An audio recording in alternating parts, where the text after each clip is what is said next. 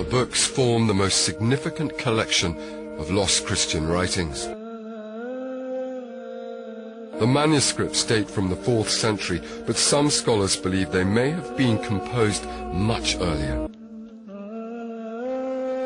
They include several Gospels about Jesus. But the man they describe is unrecognizable from the Jesus found in the traditional books of the New Testament. This was a Jesus who didn't die, who took revenge on his enemies, and who kissed Mary Magdalene on the mouth. These were shocking and challenging texts, never before seen by a Western scholar. And although it was known they'd existed in antiquity, they'd been lost for nearly 1,500 years. What these documents show us is that in the early centuries, in the 100 or 200 years after Jesus, there were alternative visions of what Jesus was all about and what Christianity was supposed to be, different understandings of who God was, or even how many gods there were. And most of these documents claim to be representing the views of Jesus himself. And so these provide us with an alternative vision of what Jesus himself might have actually taught during his public ministry.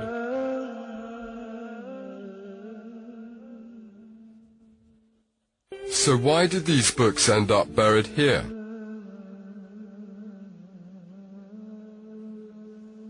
Well, scholars believe they came from a nearby monastery from the 4th century, now in ruins. The texts may well have belonged to the monks who lived here. And when Bishop Athanasius issued his stern edict, they should have got rid of those books, deemed heretical.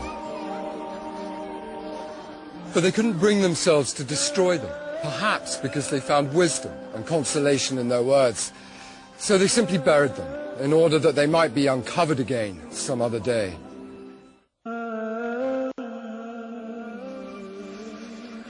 There's even a rumor that the skeleton found with the scrolls belonged to a slave ordered by the monks to carry the 13 books to their burial place, and then murdered to prevent him from revealing their secret.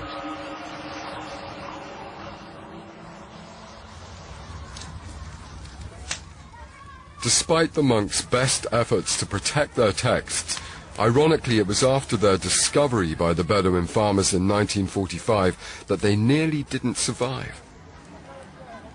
Having found the papyri, the ringleader Ali ripped them up to divide them between his companions. When they showed no interest, he wrapped them in his turban and took them home.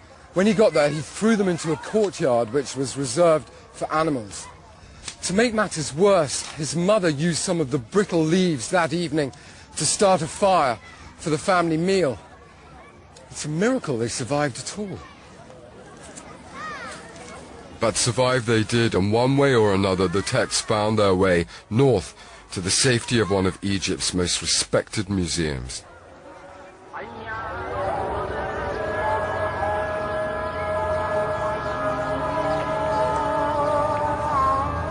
This is the Coptic Museum, and it's here that the Nag Hammadi scrolls are now housed. This is fantastic. Yeah, it really is. I want to find out just what it was about them that made the leaders of the early church feel it was necessary to condemn them as heresy. Coptic stonework. My companion is the distinguished Coptologist Stephen Emmel, who spent over 30 years conserving and studying the texts. Amongst the manuscripts found were many fragments of Gospels not included in the New Testament. One such text is the Gospel of Thomas, unusual because it was discovered in its entirety. It's attributed to the work of one of Jesus' disciples, famous in the New Testament as Doubting Thomas. He's the apostle who refused to believe in Jesus' resurrection until he saw it for himself. The Gospel penned in his name is a collection of 114 sayings ascribed to Jesus, written in Coptic, the Egyptian language from the beginning of the Christian period.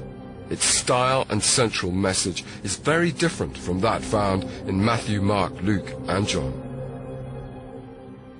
It begins here. This is the subtitle to the previous work. Then a new work begins. These are the secret words that the living Jesus spoke, and Didymus Judas Thomas wrote them down. And then what follows in the Gospel is simply a series of sayings of Jesus. Most of them are introduced with the simple phrase, Jesus said. But there is no narrative framework. There's no mention of his death, no mention of his resurrection.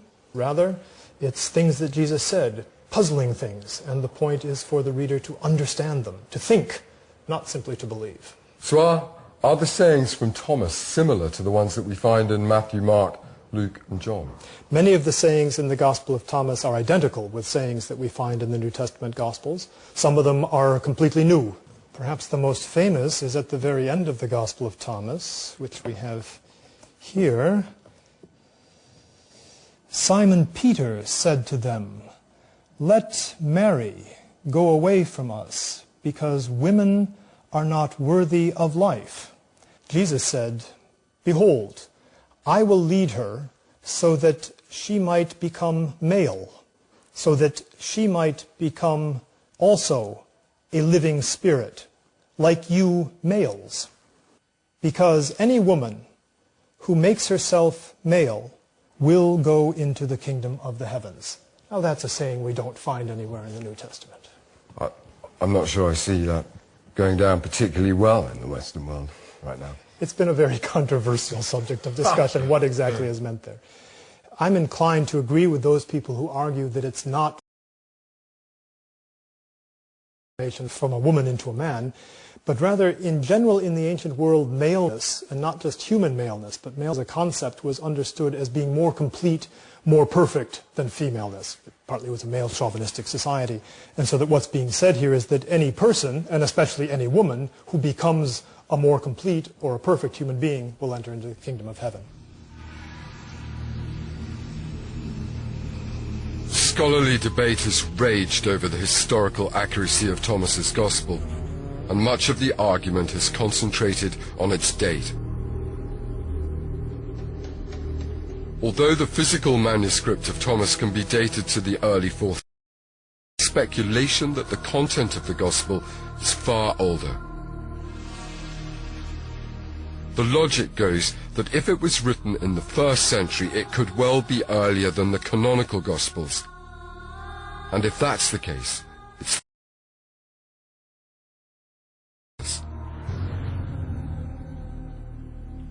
So is this the earliest information about Jesus that we have?